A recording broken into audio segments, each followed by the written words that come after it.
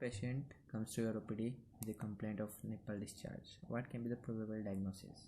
Hello and welcome to MedFA. So in this video we will be discussing about the nipple discharge, types of nipple discharge and the probable diagnosis. So patient can present you with nipple discharge that contains blood or greenish discharge, purulent discharge or galactorrhea.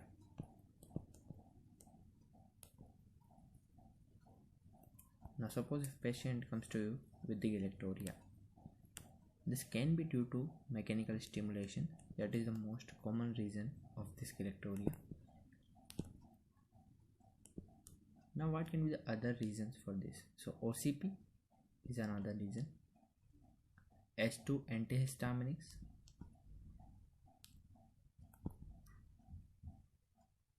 antipsychotics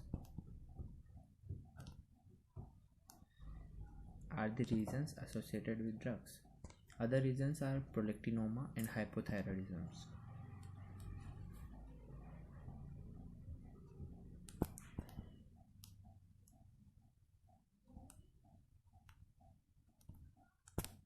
Now what is important is, suppose one patient comes to you with purulent discharge, pain, fever, swelling,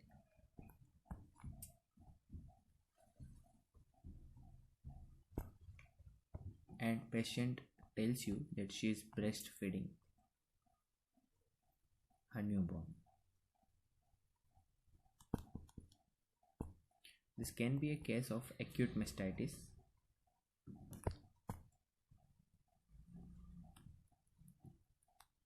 Acute mastitis is caused by Staph aureus, and because of that the pus is present there. The condition can be diagnosed by ultrasound.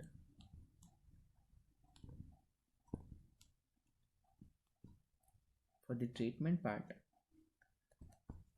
we will be giving NSAIDs,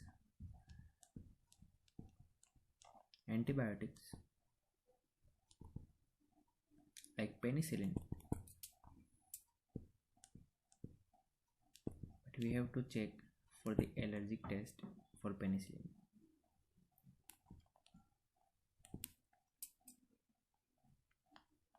Other things we can do is we can go for aspiration,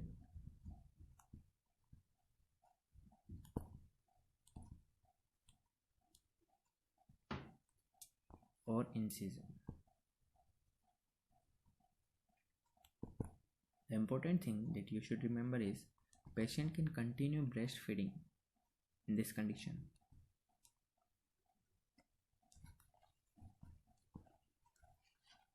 Patient can continue breastfeeding in this condition. Now suppose the patient comes to you with pain and redness and a subareolar mass.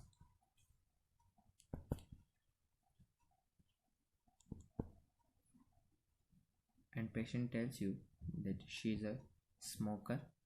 So the history of smoking with pain and redness and subareolar mass can suggest periductal mastitis.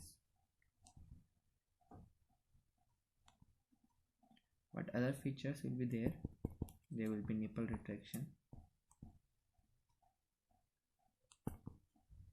or fistula formation can be found.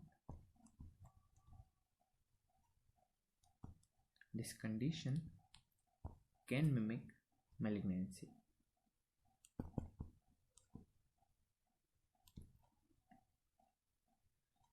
Now the next is greenish discharge from the nipple.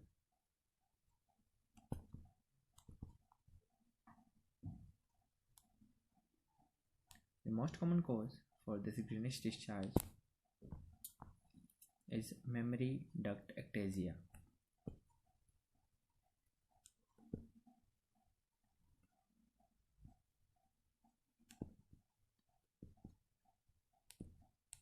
Patient will be multiparous elderly female.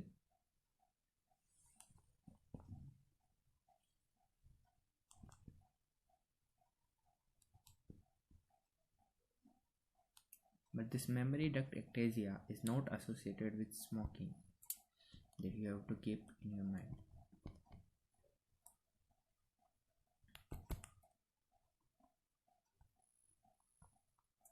Now there is dilation of the vessels in this mammary duct ectasia. Because of that, there is accumulation of these secretions.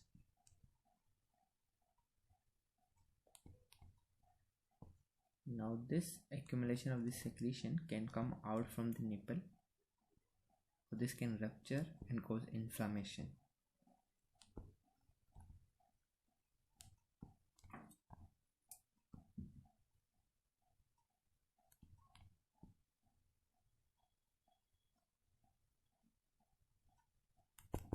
Suppose the patient comes to you with bloody discharge from nipple.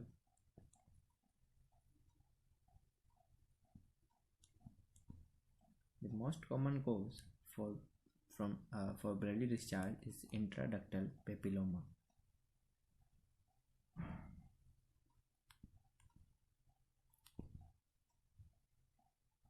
Now there can be two types of intraductal papilloma.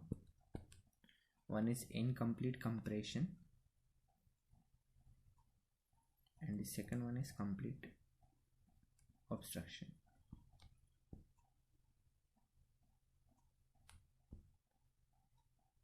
If there is incomplete compression of the vessels, there will be serous discharge, and if there is complete obstruction, there will be bloody discharge.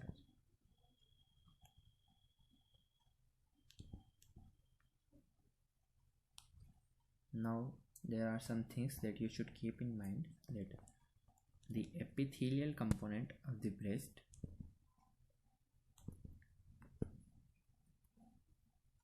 the luminal cells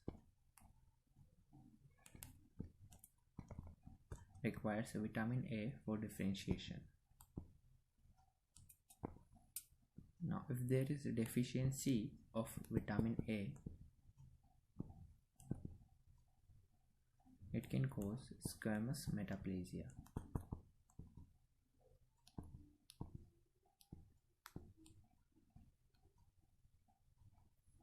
The deficiency of vitamin A can cause squamous metaplasia and epithelial hyperplasia. We will be saying that epithelial hyperplasia is present when there is more than 2 layers of epithelium is present.